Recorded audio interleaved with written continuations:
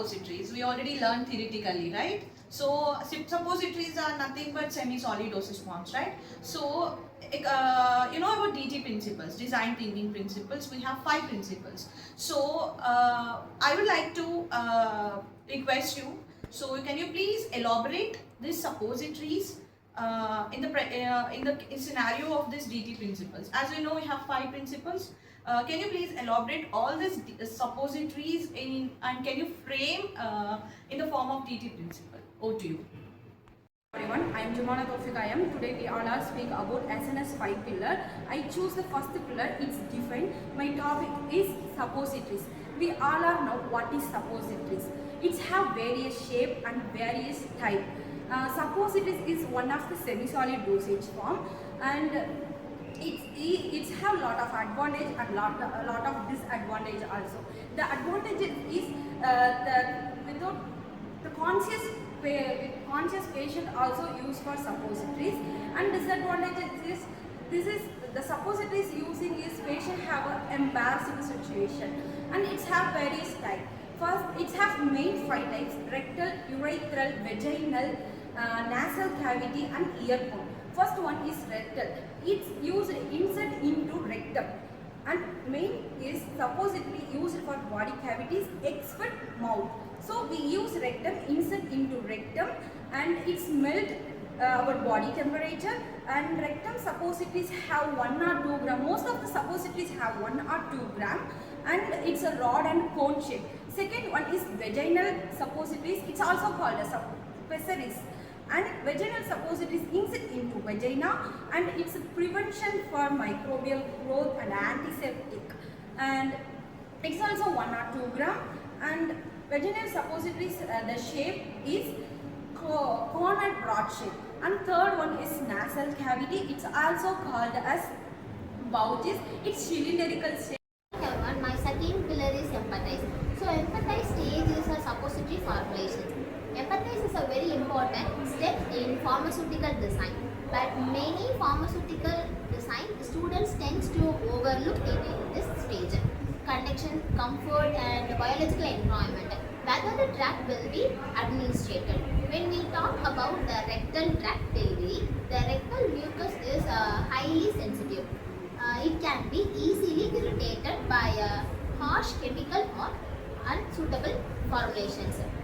So while designing suppositories, we must ensure that the ingredient used are not irritating, safe and compatible with the mucosal line. Other important factors, most patients who require suppositories such as children, elders or individuals or patients with NASA may alter the feel uncomfortable and therefore the suppositories should be designed to be smooth, properly shaped and easy to insert. A rough or a hard surface can cause the pain or injury which must be avoided. This is the where choose by the basis becomes very important. For example, cocoa butter is widely used because it has a property that support the patient's comfort. So that's why we use the cocoa butter as a basis. Good morning everyone. Now let us move to the ideal stage, which is truly the most exciting and intellectually engaging part of formulation. Development is the stage where formulation thinking actually comes in alive up until the point we have identified the problem and understood the requirements, but now we begin to explore how to solve it. In the ideal stage, we do not limit ourselves to a single solution. Instead, we think broadly, creatively and scientifically. We start asking questions like, what can I add, what can I modify, what combination will work best. This stage is all about generating multiple possibilities and narrowing them down based on feasibility and effectiveness. For instance, imagine that the formulation phase we are working with is too soft. The soft phase might not hold its shape, may be difficult to handle, or may not provide the desired application properties. So what we do? We think adding a separating agent. A common choice could be beeswax, which is widely used to increase hardness and improve the consistency of formulation like ointments and creams. By incorporating it the right proportion, we can make the product more stable and user friendly. Now consider another situation where the drug is not mixing properly with the base. Poor mixing can lead to uneven distribution, which ultimately affect the dose. My pillar is fourth pillar and it is prototype. I am going to explain about suppository bases. So now let's see into it. Melt the base. A suitable base, that is cocoa butter or polyethylene glycol, is heated gently until fully melted and take care not to overheat.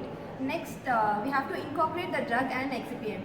The way drug is added to the mold base and mixed thoroughly, and then even the suppository should melt to it and become same base. Then pour into molds. The hot mix is poured into pre-lubricated or clean mold and allowed to cool until solid. Next comes remove and inspect. The prototypes are mixed out and usually and it is checked for cracks or even bubbles and all that. Then what type of problem do we face? Softness or deformation. The suppository may be too soft at room temperature, blend during removal, or melt too quickly in the rectum. Most of the suppository bases face this problem: drug release or dissolution problem. The drug may not dissolve fast enough, so it will take too long to dissolve in the rectum. Mold sticking on the surface. The suppository may stick on the mold, pull apart, and it will be so rough when it is removed. Drug inconstability. Good morning. Finally, the last pillar is test and evaluate phase of suppository formulation. You are no longer making assumption. You are validating every single decision you made earlier. This stage separates a theoretical formulation from a clinical acceptable product.